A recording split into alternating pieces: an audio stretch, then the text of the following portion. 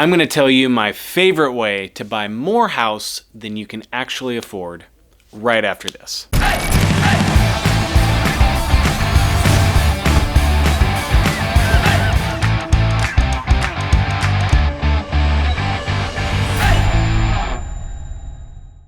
First disclaimer is that as a real estate agent and an advisor to my clients, I'm often advising them to buy less house than they can afford. I never want people, especially the people I help, to be in a position where they feel stretched or stressed out because of what I help them buy.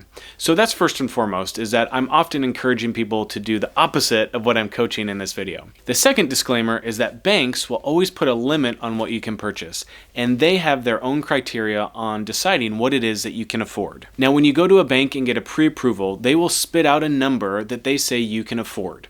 Typically, this is more than you'll feel comfortable, but the bank has determined, based on all their criteria, that you can actually pay for that mortgage if you were to acquire a home at the top of your limit. When you go to a loan officer, they're going to give you a pre-approval letter based on all of your financial data. Now, banks look at your income, the debt that you already have, your job status, how much cash you have on hand, and they throw all of that data into a pot plus some other things, and they determine an amount that you're approved for. What most people find is that amount that the bank has said you can afford often feels like a little bit too much for your own personal finances. Because a bank is just looking at how much mortgage can you afford rather than all the other things that you want to spend money on, savings goals that you have, and things of that nature. So, as an example, you might be approved to buy a $700,000 house, but when it comes down to it, you only really feel comfortable buying a $600,000 house. And that makes total sense. That's how I felt when we purchased our first home.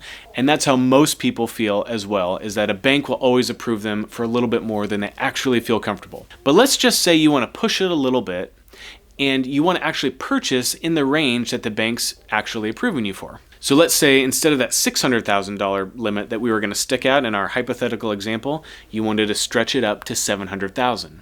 Well, here's how you do it. My favorite method is to find a home that has a rentable space.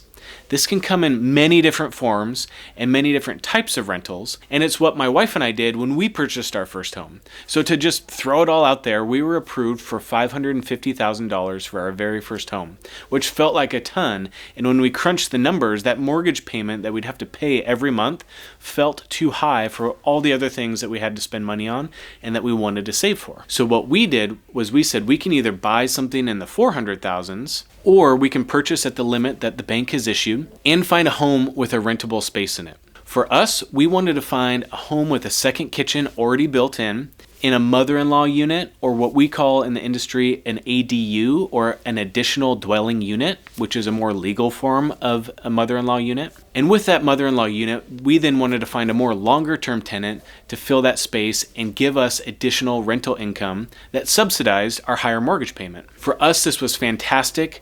We had tenants in our mother-in-law unit for 3 years.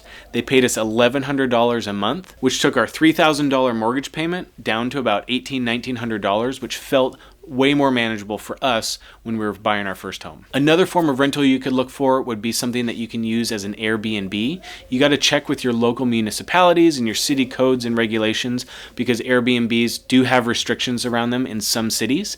But that's a fantastic way where you can rent it out on weekends, you can rent it out whenever you want, and then you can also keep that space for yourself when you don't feel like having someone in your home. Detached garages or parking, if you're in a city environment, those are also options that you can look for to rent out and can be great ideas, because then you don't have to share your home with any tenants at any point in time. They can just park in the parking spot or use the garage for storage and send you a rental check every month. Trust me, it is fantastic. And then one last option, if you're looking into financing around this idea, there are some mortgage companies and startups that will subsidize your down payment as long as you're renting out a portion of your home with a short-term rental like an Airbnb. There are a few different companies that are into that right now. I won't name them because they're ever-changing, but there are some options out there if you're short on cash for your down payment and you're into the idea of having part of your home a short-term rental. So there you have it. There might be a few different ways to massage your affordability and what it is that you feel comfortable with. But for me and my family, what we chose to do is find that home with a rentable space, have that rental income subsidize that extra mortgage payment that we didn't initially feel comfortable paying.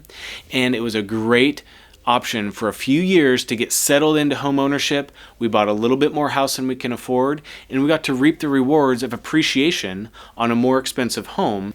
Hopefully you found this information helpful. We would also love it if you would subscribe to the YouTube channel, and until next time, thanks for watching. See ya.